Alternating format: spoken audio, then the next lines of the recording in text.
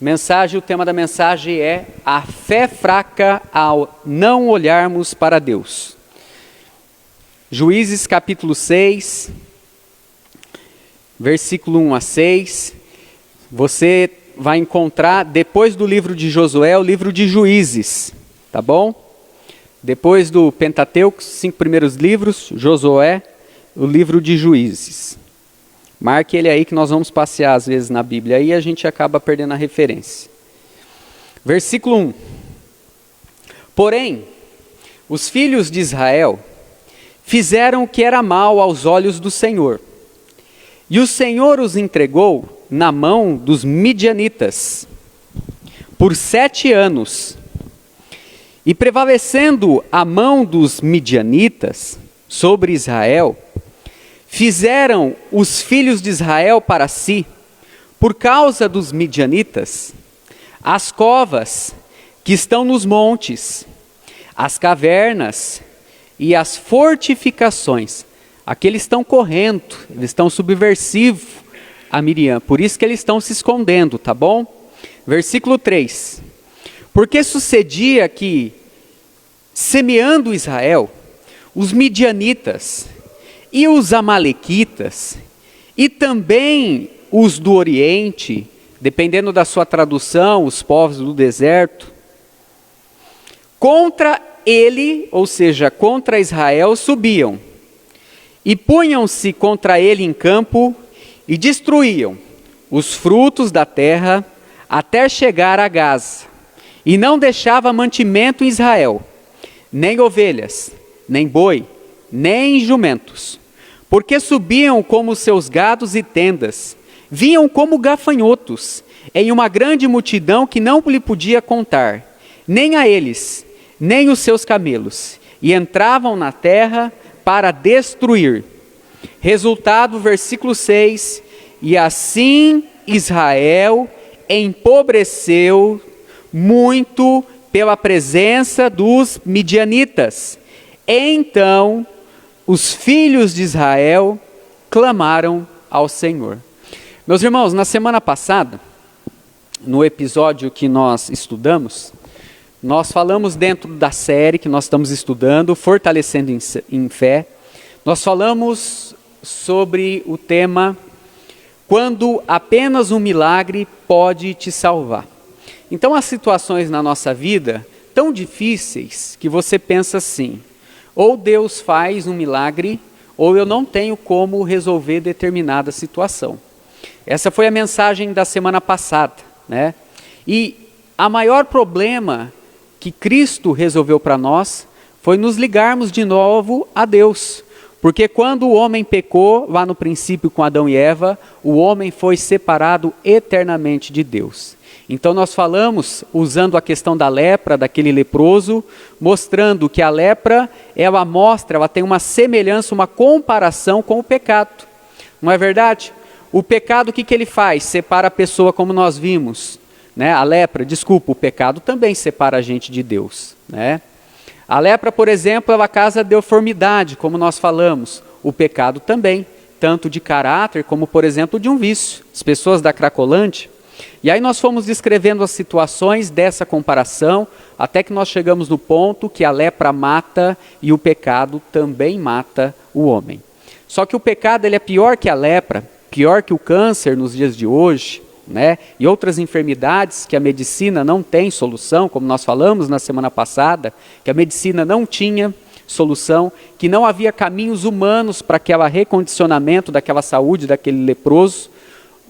A lepra não, mas o pecado, além de matar o corpo, também o pecado mata a nossa alma e lança ela no inferno. Por isso que Jesus Cristo, ele é o único médico que pode tirar o nosso pecado.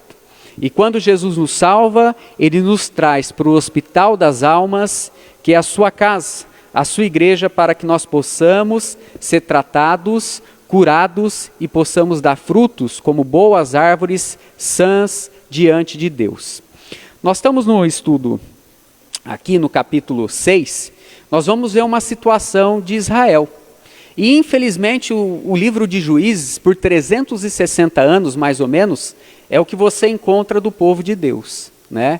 O povo pecando contra Deus, não ouvindo a palavra de Deus e sendo atacado pelos seus inimigos, tá? O primeiro ponto que nós temos aqui, que está até aqui atrás no nosso slide, você que está em casa aí, você não está vendo, chama-se o primeiro ponto, a contaminação disseminada em Israel por causa da idolatria, tá bom? Então, que tempo que é esse que é o tempo de juiz? Bom, nós temos o tempo dos patriarcas, Abraão, Isaque e Jacó. Jacó chega até o Egito, quando José está lá. Por 430 anos eles ficam no Egito. Depois o povo voltou a sonhar, Deus apareceu ali por meio de Moisés, falou ali pelo sacerdócio de Arão, né? Tirou o povo da escravidão do Egito e eles passaram a viver debaixo da graça de Deus. Mas pouco tempo depois, já saindo imediatamente para o deserto, nós estamos estudando o livro de Gênesis, agora nós estamos no livro de Êxodo, vendo o povo de Deus, por causa do seu pecado, novamente, eles vão passar 40 anos no deserto. Após esses 40 anos do deserto, nós temos o tempo de Josué, quando eles vão ali do lado oriental, atravessar o rio Jordão e chegar de fato na Canaã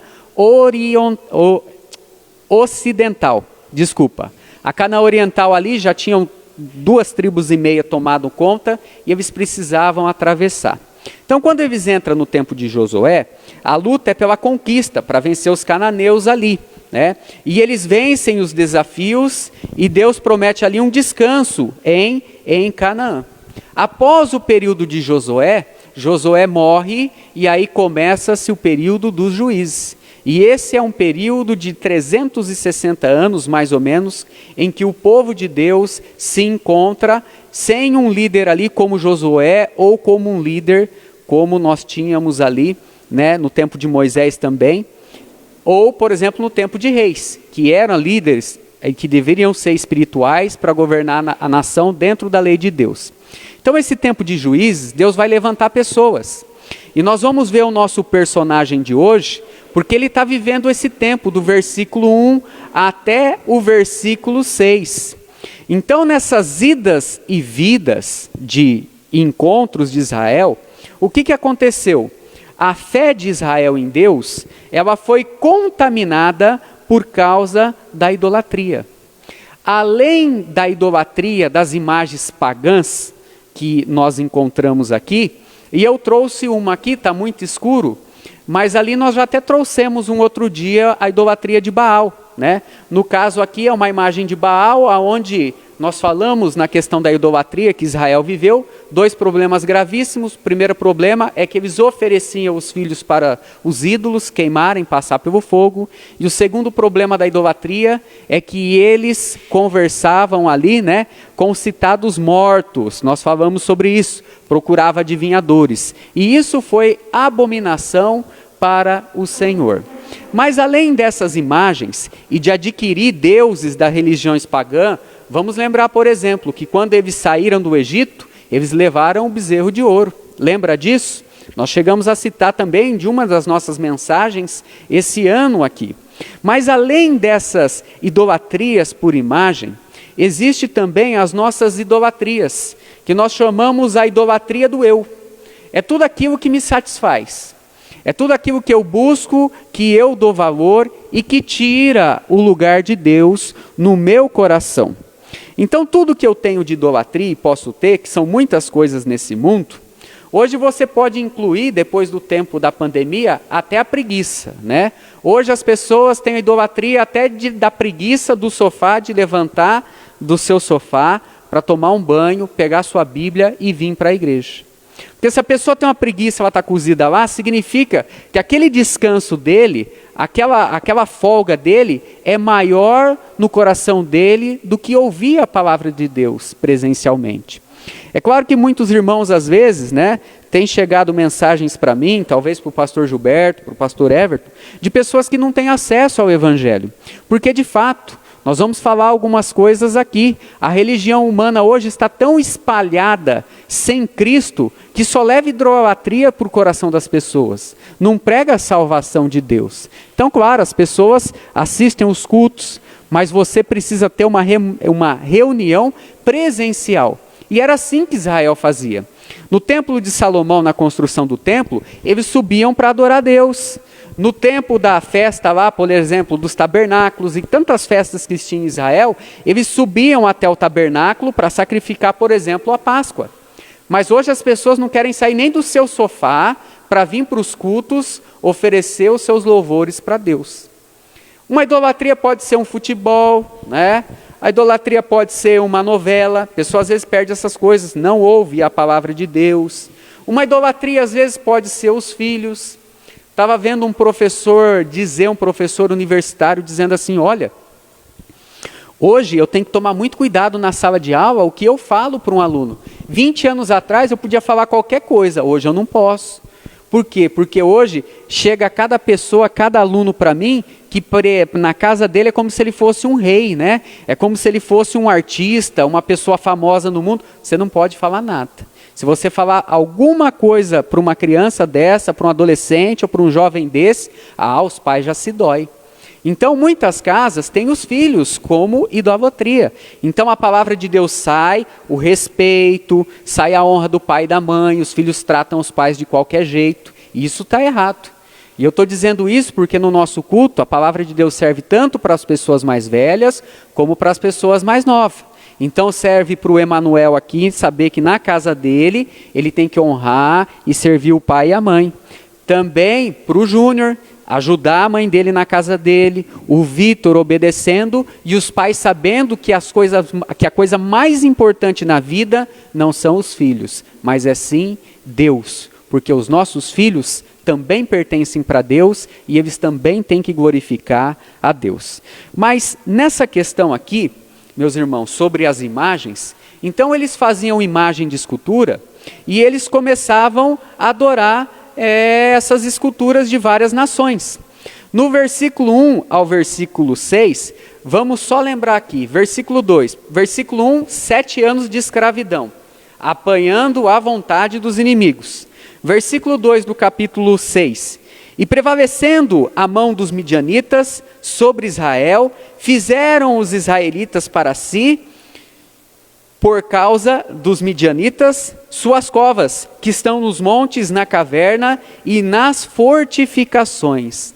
Então o que está acontecendo? Por eles não buscarem a Deus, versículo 6, que é a conclusão, houve um empobrecimento. Não só um empobrecimento pode acontecer nas nossas vidas também, não só um empobrecimento financeiro, mas um empobrecimento sem paz na vida deles. Eles precisavam o tempo todo se esconder, sem descanso, sem aproveitar os frutos do seu trabalho, que Deus nos ensina que isso é justo, porque vinham os inimigos e tomavam tudo que eles tinham, tomava o gado, tomava a ovelha, tomava as plantações, tomava tudo. Então olha só o que está acontecendo, porque a raiz de todo esse problema de empobrecimento no versículo 6 que está na Bíblia, começou pelo empobrecimento espiritual. Essa é a raiz. Versículo 7 e versículo 10 nos dá um panorama para nós. Olha que ponto que pode chegar o povo de Deus quando ele não está buscando ao Senhor e a sua fé está fraca, porque ele não olha para Deus para cumprir a sua palavra. Versículo 6 do texto diz assim: e sucedeu que, clamando os filhos de Israel ao Senhor por causa dos medianitas. Olha só, demorou 7 anos para eles clamarem. Agora, quando as coisas não estão bem em casa, quanto tempo a gente demora para buscar auxílio e ajuda do Senhor? Quanto tempo nós buscamos? Será que precisava chegar a esse ponto, como nós lemos aqui no versículo 2, de ter que fazer covas para se esconder, para viver dentro de cavernas com medo do inimigo? Ou Deus não é Deus? Agora, se Deus é Deus, o problema não está, claro, nunca está com Deus, o problema está em aonde? Com o povo de Deus. Se ele vai ouvir ou não a palavra de Deus. E o motivo desse empobrecimento, versículo 10 aí.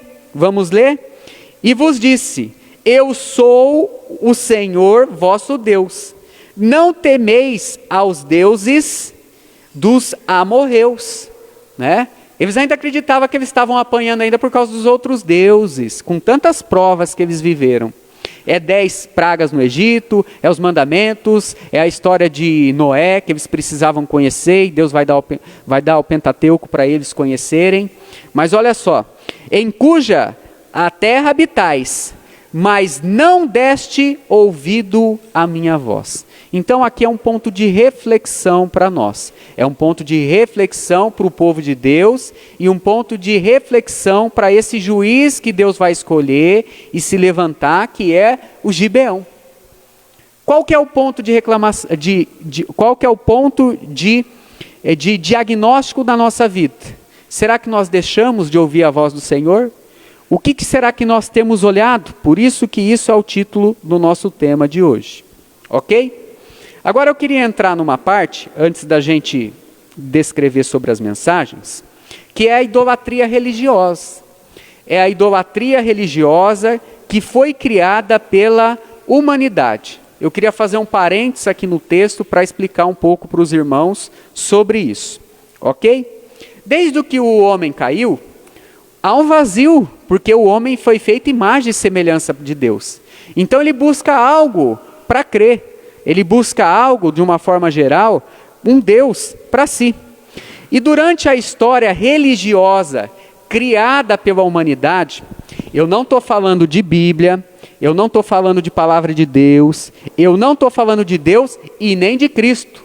Tem igrejas com idolatria que diz que está firmada no cristianismo, mas não está porque não ouve a palavra de Deus. Ok?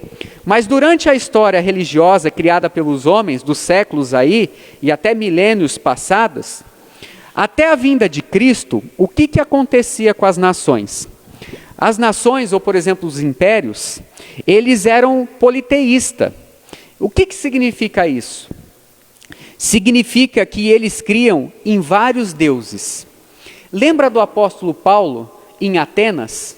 Quando ele chega para falar de Deus, ali tem um monte de altares ali, e ele diz assim, olha, eu vim pregar o Deus desconhecido.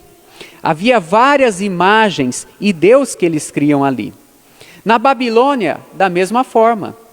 Em Roma, nós vamos falar por que a igreja, não de Cristo, a igreja do homem, a igreja romana, criou a data dia 25, o nascimento de Jesus.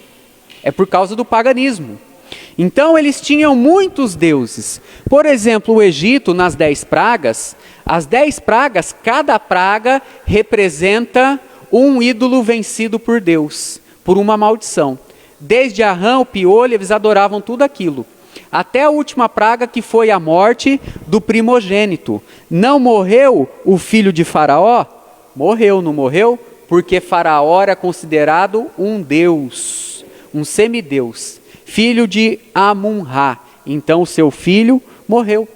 Então olha só que o politeísmo teve durante muito tempo na história das nações. Se você for buscar Baal, tem vários nomes para Baal e significados. E Dagon, naquele tempo, e Astarotes, e um monte de deuses, porque eles criam nesses vários deuses. Então era politeísta.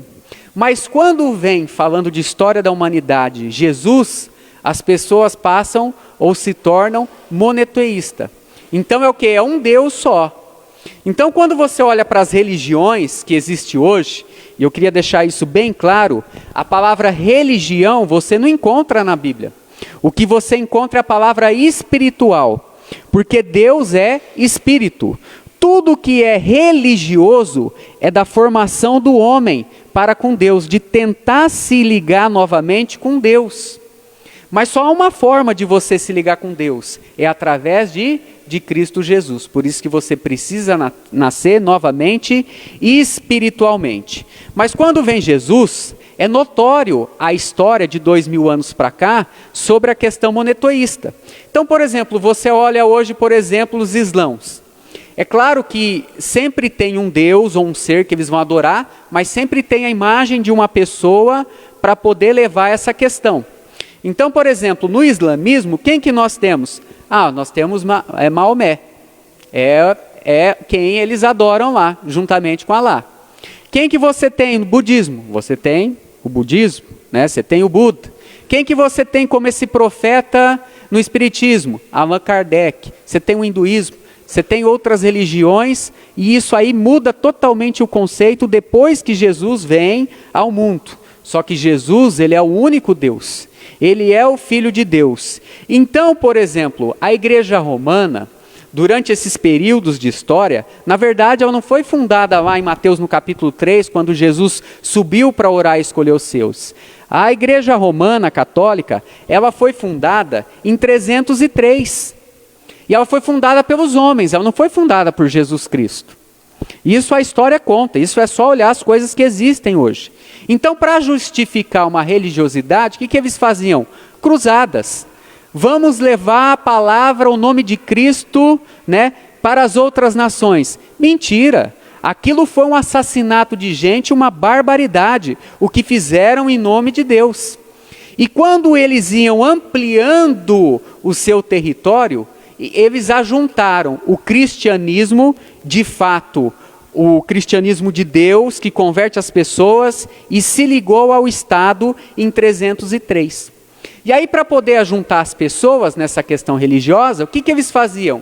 Eles pegavam a cultura da pessoa e implementavam dentro daquilo que as pessoas queriam crer. Por exemplo, quando os jesuítas, né, jesuítas de Jesus, chegaram no Brasil para catequizar os índios, o que eles faziam?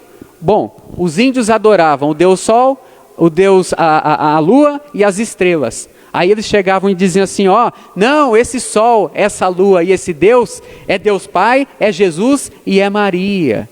Então a palavra da verdade nunca foi pregada. Então não há conversão onde não há verdade. No texto de Juízes, no capítulo 6, eles não estavam convertidos ao Senhor. Versículo 6 diz, eles não ouviam a palavra de Deus. E aí você começa a culturizar, nem sei se tem essa palavra, para que as pessoas possam ter uma simpatia. Então no 4º século, o que eles fizeram? Eles criaram uma mentira. Olha, Jesus nasceu dia 25 de dezembro. Mas Jesus não nasceu dia 25 de dezembro. Mas dia 25 de dezembro, dia 24 para 25 de dezembro, é o paganismo. Igual o povo de Deus está sofrendo adorando as coisas. Eles adoravam os sols. Então, para agradar todo mundo, o que eles fizeram? Pega Cristo, pega o sol, se tem uma outra idolatria de uma nação, traz, e virou o que nós conhecemos hoje, que são as imagens, a idolatria religiosa que está espalhada. Então, se você olhar bem, até para time de futebol tem idolatria, não tem? Não está lá o São Jorge, para quem acredita lá na lua, lá defendendo o Corinthians? Olha o absurdo que chega às pessoas. Para quê? Para criar uma empatia para que a pessoa possa chegar. Mas não da verdade de Deus, para chegar sobre uma mentira. Então chega um tempo que você vai criando essas imagens, por exemplo, de Maria. Então eles criaram na imagem de Maria porque, nós precisamos de uma mulher. Se você é romano e domina a Grécia, lá tem Atenas. Como é que eles vão adorar Atenas? O nosso Deus agora é mais forte, porque era assim que eles faziam. E o que o versículo explicou, ganhava a batalha quem tinha o Deus mais forte nessa questão de idolatria. Então vamos tirar, por exemplo, Atenas e vamos colocar quem? A Maria. Então coloca a instituição de Maria. Vamos colocar que Maria é o quê? Maria intercede por nós. Isso é uma coisa que não tem na Bíblia. Aí depois em 1854, vamos tratar Maria como imaculada. Então é a Virgem Maria. Depois em 1950, vamos falar da Assunção dela. Nós não estamos tirando o valor que a Maria tem. Porque a Maria, meus irmãos, ela foi a mulher mais importante da Bíblia. Mais importante de todo o tempo dos textos que nós temos e dos séculos. Porque ela foi escolhida por Deus para ser a mãe de Jesus. Então, se eu digo assim, né?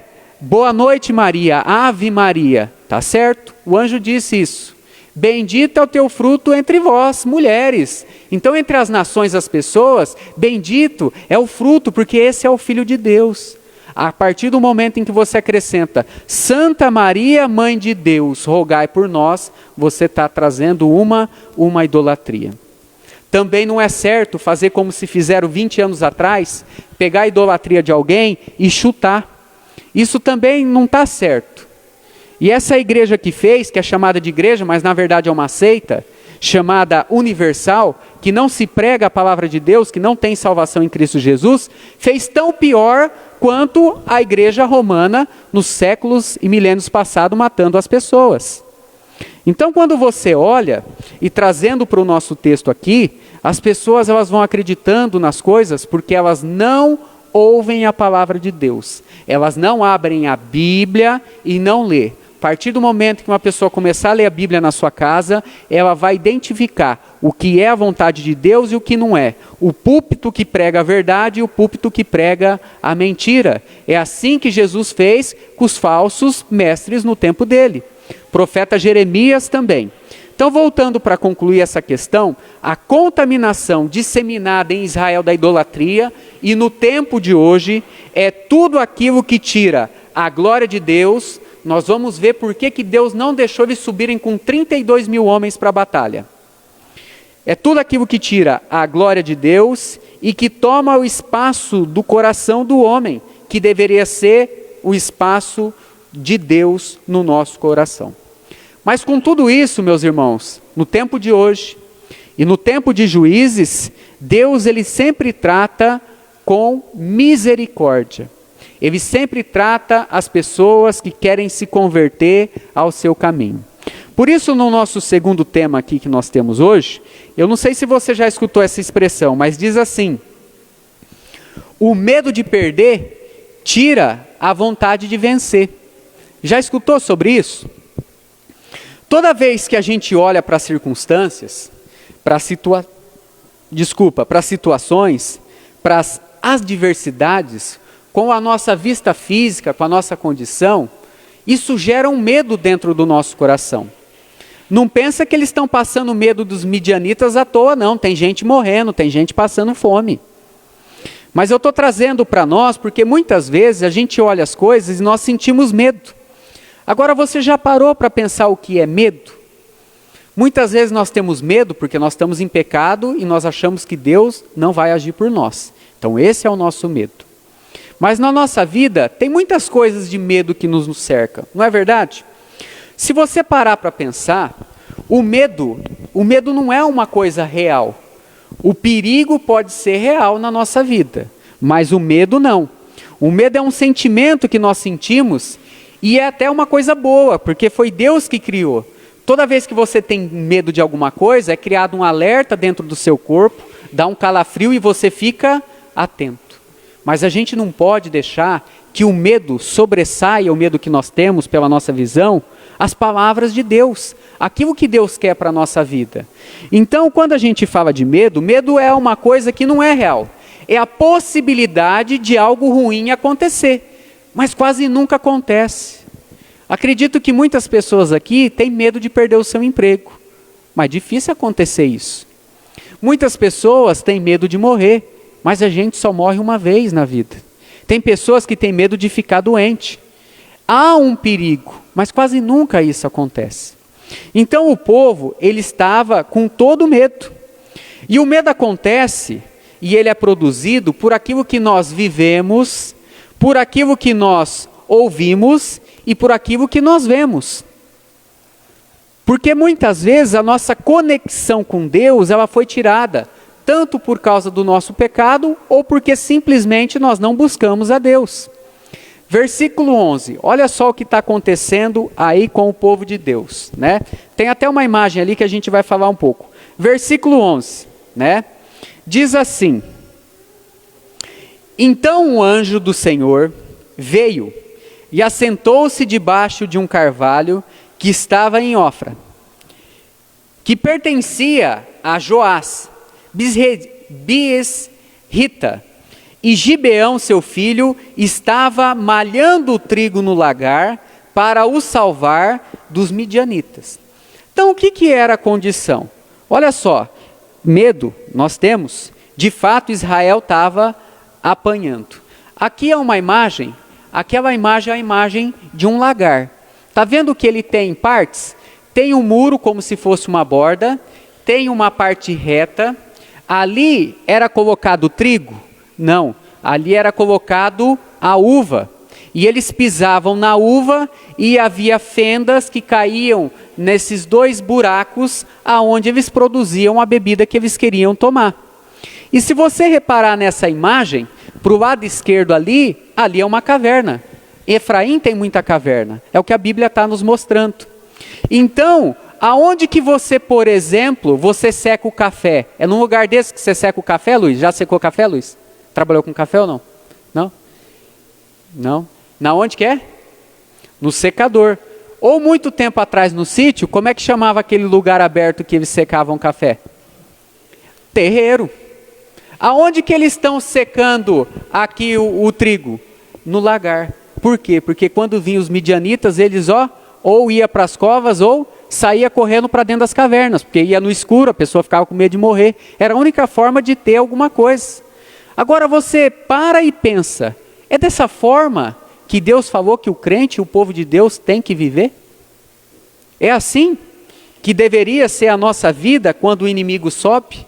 Lembra da figura do ladrão que Jesus falou? O ladrão vem senão para roubar, o ladrão vem senão para matar, e o ladrão vem senão para destruir. Se você não busca ao Senhor, aí você tem que ter medo. Mas se você busca servir ao Senhor, busca tirar o pecado da sua vida, busca amar o teu próximo, e principalmente, como nós falamos alguns dias atrás também, que a sua família possa crescer firmado na rocha, então o medo de perder tira a vontade de ganhar. Você não tem que ter medo das coisas. Você precisa olhar para quem? Olhar para Deus. Os meninos aqui conhecem de futebol. Hoje o nosso futebol brasileiro está como? O técnico tem medo de perder o emprego, então ele tem medo de perder o jogo. Se ele tem medo de perder o jogo, ele não faz o quê? Ele não ataca. O povo de Deus por nenhum momento pensou em combater os midianitas. Nós não podemos. Sozinho nós não podemos nada neste mundo. É o que a Bíblia nos ensina. Então olha só os acontecimentos. 7 anos de escravidão. Aqui está um reflexo para nós das coisas que está acontecendo. Eles querem buscar a Deus, eles oram para Deus. Versículo 12 e versículo 14, até 14. Deus vai enviar um anjo para dizer para eles: não tenha medo, que eu vou vencer a batalha por vocês. E qual que é a reação do homem que é escolhido para liderar essa batalha? Você é um líder na sua casa, no seu trabalho, na sua vida, com o seu irmão, com os irmãos espirituais que você tem. Versículo 12 do capítulo 6. Então o anjo do Senhor lhe apareceu dizendo: é o Senhor contigo, homem valoroso. Mas Gideão lhe respondeu: ai, Senhor meu, se o Senhor é conosco, por que tudo isso nos sobreveio? Bom, nós já explicamos por que tudo isso sobreveio. Por que as coisas às vezes acontecem na nossa vida? Continuando, versículo 13. E que é feito de todas as maravilhas que os nossos pais nos contaram, dizendo: não nos fez o Senhor subir do Egito? Tudo verdadeiro, meus irmãos. Nós não temos que olhar para nós. Para a nossa fé ser forte, temos que olhar para Deus. Só que eles têm que olhar para eles, porque eles precisam dar o primeiro passo em tirar toda a forma de vida e de ação que tira a presença de Deus da vida deles, que é o que estava acontecendo. Porém, continuação do versículo, agora o Senhor nos desamparou e nos deu na mão dos midianitas. Versículo 14. Então o Senhor olhou para ele e disse: vai nesta tua força e livrarás Israel da mão dos midianitas. Porventura não te enviarei eu? Então olha só o que acontece. Deus aparece e diz assim: você vai ser o cara, vem cá, né? Vem cá, que tudo isso que está acontecendo, eu vou dar um fim para isso. E qual que é a reação do Gibeão? O que ele diz? Eu não, eu não, o senhor não está entendendo, eu não. Ele pula fora. Se você não for o primeiro da sua casa se levantar para vir para o culto, as pessoas não vêm. Se você não se levantar e tomar uma posição e dizer: não, eu vou trabalhar na igreja, eu vou trabalhar no meu serviço, eu vou pregar Cristo, porque essa é a minha função. as pessoas fogem, as pessoas se esfriam espiritualmente. Então olha só o que está acontecendo. Versículo 15 ele dá desculpa, mais uma. Então ele disse: ai, Senhor meu, como livrareis a Israel?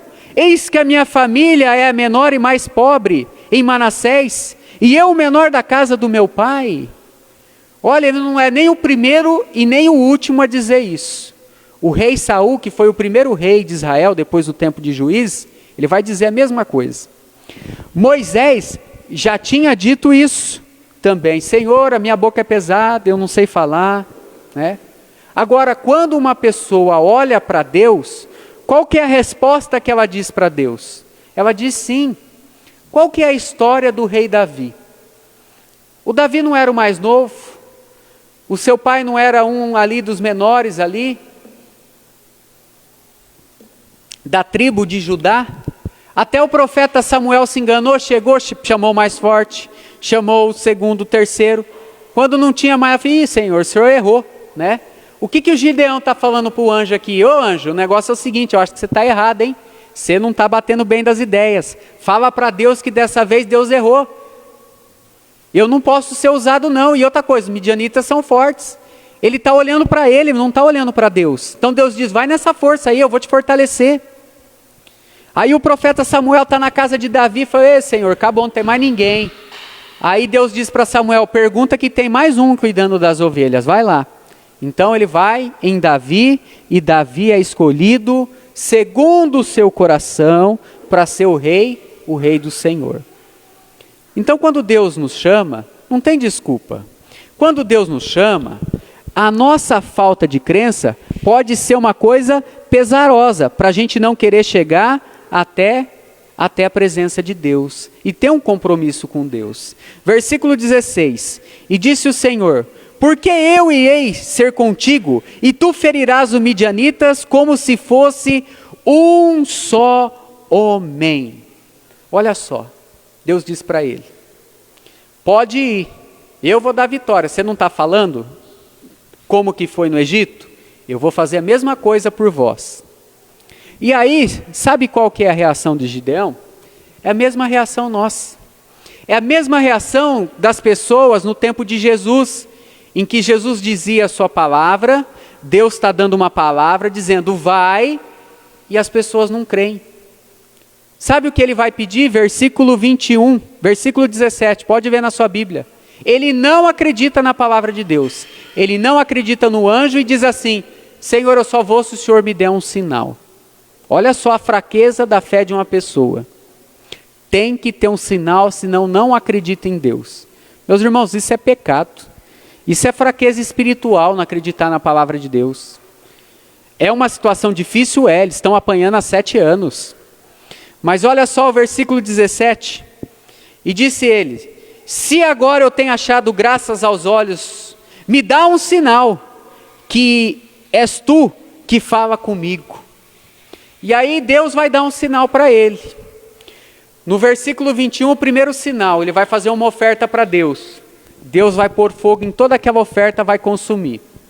Depois no versículo 36, pode ler em casa, né? Vamos ler o versículo 36 do capítulo 6, diz assim: e disse Gideão a Deus: se haveres de livrar Israel pela minha mão, como dizes, eis que porei um novelho de lã na eira, né? Ou no terreiro, como nós estamos falando, né? Então o trigo se malhava no terreiro, tá? Não sei se eu concluí a frase. E a uva no lagar, estava inverso, que eles estavam com medo. Mas olha só a continuação, versículo 37. Vou pôr um novelo de lã na eira. Se o orvalho tiver somente no novelo e toda a terra ficar seca, então conhecereis que Deus livrará Israel pelas minhas mãos. O que aconteceu? Veio a noite, veio o orvalho. Quando chegou no dia seguinte, a lã estava molhada e a terra estava toda seca. Aí é um momento já com 2 sinais, de holocausto e na novelha dele, pegar as coisinhas dele e ir. Mas o que ele faz? Ele crê? Não. Versículo 39 e versículo 40. Ele diz assim, está escrito aí, pode ler: Senhor, não se levante a sua ira contra mim, Mas vamos fazer o seguinte, essa noite é diferente, né? Porque vai que um bicho sentou na novela, lá na novela aqui, né? Na lã, e aí não molhou, né? Vamos fazer o seguinte, eu vou pôr outro novelo. Se dessa vez o novelo ficar seco e toda a terra pelo orvalho ficar molhada, aí o que nós vamos fazer? Eu vou. Combinado? Combinado. Passou mais uma noite, o que Deus fez? Deus foi lá e fez conforme ele tinha pedido um sinal. Terceiro sinal. Aí você diz assim, não, agora esse homem vai, né? Mas não é 3 sinais apenas. Quantos sinais na vida de um crente Deus dá e a gente não crê na palavra de Deus? Fica pedindo sinal, fica com medo de dar o próximo passo de fé, para buscar uma bênção. Deus tinha falado, vai que eu vou te dar. E o que ele está fazendo? Não quero. Então o medo de vencer, né? Ali o medo de vencer não, o medo de perder, acontecer alguma coisa, tira a vontade de ganhar. Se você não sai do seu sofá para evangelizar, não tem como as pessoas virem para essa igreja. Pode ser que vão para outras, mas para essa, como é que vai vir se as portas estão fechadas? E aí no capítulo 7, versículo 13, versículo 14, você diz, agora ele foi. Não, meus irmãos, ele não foi. Ele desceu morrendo de medo quando ele chegou para a batalha no capítulo 7. Versículo 13 e versículo 14, ele teve que ouvir da boca dos inimigos, porque ele não creu em Deus. Diz assim capítulo 7, versículo 13. E chegando, pois, Gideão, e eis que estavam contando um homem ao seu companheiro um sonho, dizendo, eis que tive um sonho, e eis que um pão de cevada torrado rodava pelo arraial dos midianitas, e chegava até a tenda, e feriu e caiu, e transformou em cima para baixo, e ficou caída. E respondeu seu companheiro e disse, isto não é outra coisa, senão a espada de Gideão, filho de Joás, varão israelita. Deus tem dado nas suas mãos os midianitas e todo este arraial. Olha quantas vezes Deus teve que dar um sinal para esse homem crer, pegar suas coisas, tirar o medo, olhar para a palavra de Deus e seguir em frente. Você já pensou, Deus quer dar bênçãos na sua vida, para os seus filhos, para as pessoas que estão do seu lado, e o homem está dizendo, eu não quero, eu não vou, prefiro ficar como escravo aqui, escondendo na caverna, sem plantar nada, sem comer nada. Olha só que situação, olha a mente limitante das pessoas. Agora imagine se você estivesse no lugar de Deus, você tinha a paciência que Deus tem com ele? Você tem a paciência com as pessoas que não conhecem a Cristo e precisam chegar até Cristo? Olha só a situação. Outro ponto importante é que o ambiente em que eles viviam e como eles viviam, isso contaminou eles e contamina a nossa fé. Se você não tiver palavra, se não tiver oração, se você não vier para a igreja, não só de sábado, de quarta, de quinta, para os cultos, trabalhar na igreja, o que vai acontecer? Você vai ter medo, porque a presença de Deus não vai estar sobre a sua vida e você não vai ouvir a voz de Deus. Quando Deus fala e você não quer receber, é como Tiago diz no capítulo 4 que nós lemos, pedis e nada não pedis, por isso nada tendes. Agora o que adianta pedir e não levantar para ir buscar aquilo que Deus tem para dar? Então a desculpa dele é grande, mas a misericórdia de Deus é maior para ele e é maior para nós. Terceira parte para nós terminarmos, é que Deus nos ajuda a dar os primeiros passos na nossa fraqueza. Você já pensou se Deus não nos ajudasse? Como que seria? Deus, ele sempre vai estender as suas mãos. Deus sempre vai nos ensinar a dar os primeiros passos com toda a paciência, como um pai e uma mãe deve fazer com um infante, com uma criança pequena. Quantas vezes você tem que ensinar a criança a escovar os dentes porque ela não escova os dentes? Quantas vezes você tem que ensinar a criança a tomar banho direito que ela sai, a toalha está suja? Pense na relação. É a mesma coisa. As misericórdias de Deus são infinitas para a nossa vida. Todo dia nós temos chances de recomeçar para Deus, para servir a Deus. Só que tem um detalhe que nós vamos aprender aqui. É que Deus ele não trabalha no pecado, meus irmãos. Deus, ele não trabalha na mentira. Deus não trabalha na falsidade, Deus não trabalha na idolatria e nem na hipocrisia de idolatria que eles estavam. Então no capítulo 6, se você voltar lá, versículo 19 a versículo 24, há o quê? Há uma oferta. Essa oferta representa Cristo. Deus só pode trabalhar na vida de uma pessoa quando ele se converte, quando Cristo, que é a oferta de Deus para tirar os nossos pecados, entra, quando tem oferta. Versículo 19 ao versículo 24, eu vou ler só o versículo 19. E entrou Gideão e preparou um cabrito e pão asmos e uma efa de farinha, e pôs a carne num cesto, e caldo pôs numa panela, e trouxe até debaixo do carvalho, e lhe ofereceu. Versículo 21 é o versículo lá que consumiu as coisas que nós falamos. Então a primeira coisa é que Deus precisa tirar a maldição do pecado. Precisa tirar até a religiosidade que nós temos de achar que nós podemos fazer alguma coisa e Deus pode, em troca, nos dar alguma condição. Não existe isso. Para tirar a pessoa do pecado, da maldição do pecado, do inferno, é só a oferta de Cristo na cruz. Então a primeira coisa aqui que aconteceu, o primeiro passo, foi a oferta que ele deu, mostrando a remissão de pecados, confessando os pecados diante de Deus. Porque nesses versículos, se você quiser ler na sua casa, ele vai dizer, não, eu não posso fazer qualquer coisa para o Senhor se eu não der uma oferta. Mas depois Cristo veio e Cristo é a nossa oferta.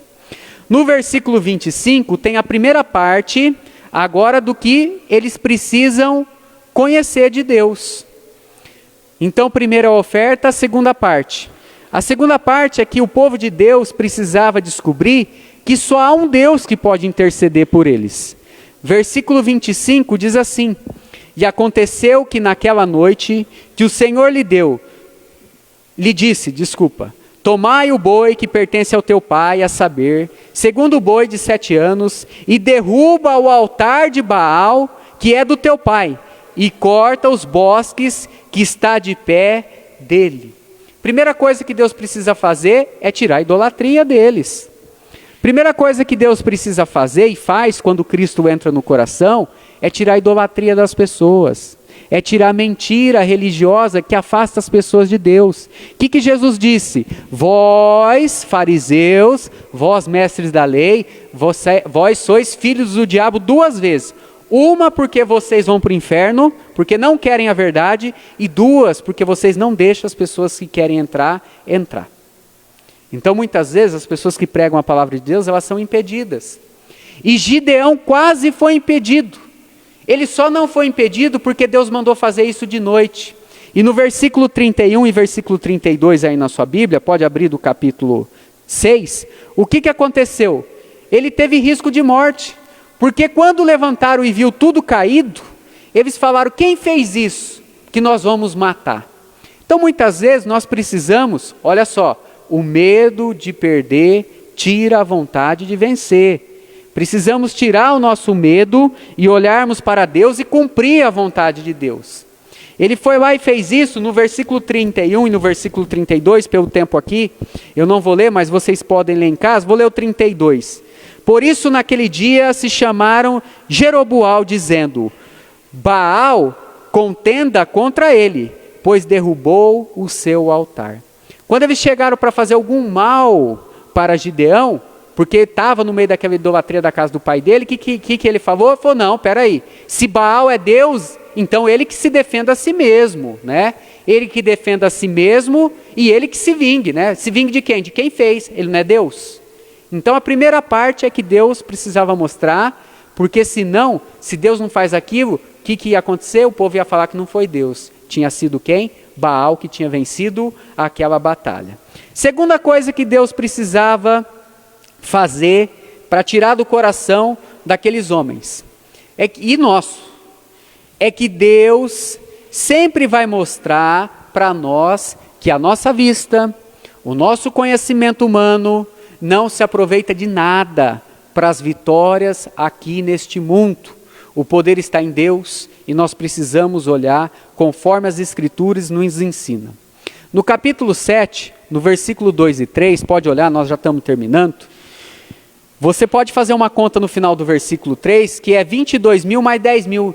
O Gideão ficou até contente. Quando trocou a trombeta, chamou ali as tribos que estavam ali de volta, deu 32 mil pessoas. E aí quando ele olha as 32 mil pessoas, ele até tem coragem de enfrentar os midianitas, os amalequitas e os povos do deserto, que são 135 mil inimigos. Então ali ele deve ter olhado, deve ter ficado contente, né? Falou, não, nós vamos para a batalha agora, 32 mil, agora o bicho vai pegar, né? Mas olha só como é que Deus trabalha. Olha só a questão espiritual. Deus trabalha com aqueles que ouvem a palavra de Deus, com aqueles que creem, com aqueles que têm fé, com aqueles que têm coragem firmada em Jesus. Versículo 2 diz assim, olha só a história. E disse o Senhor a Gideão, muito é o povo que está contigo. 32 mil homens, não é nada perto de 135, mas é Deus que está falando. Muito é o povo que está contigo, para eu te dar aos midianitas na sua mão, a fim de que Israel não se glorie contra mim, dizendo, a minha mão me livrou. Agora, pois, apregoa aos ouvidos de todo o povo, dizendo, quem for medroso, quem for tímido, volte, retire-se apressadamente das montanhas de Gileade. Então voltaram dos 32 mil, 22 mil homens. Meus irmãos, infelizmente, isso é uma realidade das igrejas. Pode até ter muita gente, mas poucas gentes estão preparadas para lutar pelo Senhor. Isso é uma verdade. A pessoa pode ter o nome de Deus na boca, mas lutar e vencer o inimigo, tirando o primeiro pecado da sua vida, isso aí é para poucos. São poucos que se levantam. E Deus explica por que está fazendo isso. Por que Deus está fazendo isso? Porque eles precisavam dar mais um passo de fé, né? Vai com 32 mil, ganhamos a batalha. O que Deus diz para eles? A glória não vai ser de vocês não. Se eu não tirar Baal, vocês vão falar que é Baal. E se eu levar 32 homens, vocês vão falar o quê? Que vocês venceram a batalha. Deus dá essa ordem e fica 10 mil pessoas.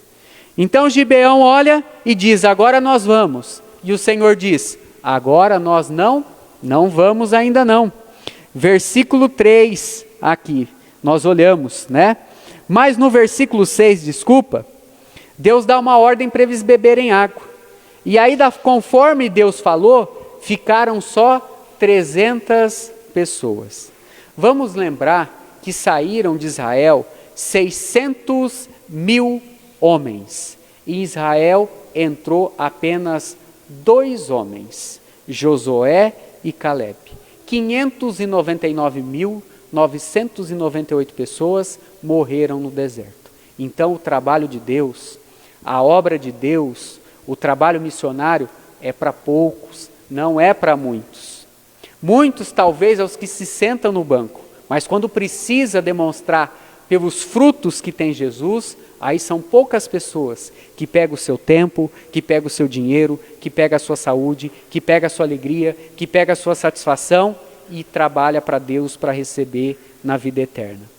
31.700 pessoas foram mandadas embora para casa, porque em Zacarias capítulo 4, versículo 4 e versículo 6 diz assim, não por força, nem por violência, mas sim pelo meu espírito. E como que Israel venceu essa batalha? E diz assim o Senhor dos Exércitos, versículo 16 do capítulo 7. Como que Deus venceu a batalha? Eles precisaram levar um cântaro, eles precisaram levar uma tocha e eles precisaram levar uma buzina. Se dividiam em 3 turmas de 100 pessoas. Quantas espadas eles pegaram? Nenhuma. Quantas espadas Jesus Cristo pegou para vencer a morte, o pecado e o inimigo? Nenhuma. Oração, jejum e ouvindo a palavra de Deus e fazendo a vontade de Deus, Jesus deu salvação para todos aqueles que eles crêem. Quando eles chegaram na batalha, Deus mandou levar a tocha acesa, um cântaro para tampar a tocha e a buzina. Quando eles ficaram em volta de todo aquele acampamento daqueles homens, o que aconteceu? Eles tiraram o cântaro, né, das tochas, então foi velada, houve a luz e eles trocaram a trombeta e foi assim que eles foram vencidos. Os midianitas, os amalequitas e todos os povos ali do deserto que estavam com ele, tiraram as suas espadas e um feriu ao outro e mataram. Eles não precisaram pegar em espada nenhuma, eles não precisaram gastar um suor com uma ação, fora isso que Deus mandou para vencer os inimigos. Só com a luz deste mundo é que as pessoas podem olhar para Cristo e vencer o seu pecado e ter uma vida eterna. Qual que é o resumo de toda essa história, então, para nós terminarmos? Deus nos ajuda a dar os primeiros passos. O medo de perder muitas vezes tira a vontade de ganhar, porque nós não olhamos para Deus da forma que nós precisamos, porque estamos contaminados. Capítulo 8, versículo 28, é o versículo que nós vamos terminar a história de hoje. Qual que é o resultado? O que aconteceu? Versículo 28 do capítulo 8. Assim foram abatidos os midianitas diante os filhos de Israel, e nunca mais se levantaram a sua cabeça, e sossegou a terra 40 anos nos dias de Gideão. Será, meus irmãos, que chegou para esse povo? Será que não chegou também a nossa hora de nós tirarmos o nosso pecado e trabalharmos para o Senhor, para que nós possamos ter descanso espiritual em Deus? Será que Deus não está querendo dar muitas bênçãos espirituais para nós? Quantas crianças aqui nesse bairro? Quantos presentes da mão do Senhor? E muitas vezes a gente fala que a gente não quer, porque a gente não crê, porque a gente não se esforça. Versículo 14, né? O que Deus diz? Esforça, vai na sua força. E muitas vezes a gente olha para nós e ficamos no meio do caminho, porque não faz sentido nenhum nós termos Cristo Jesus como Salvador e a nossa fé ser fraca, porque nós não olhamos para Deus.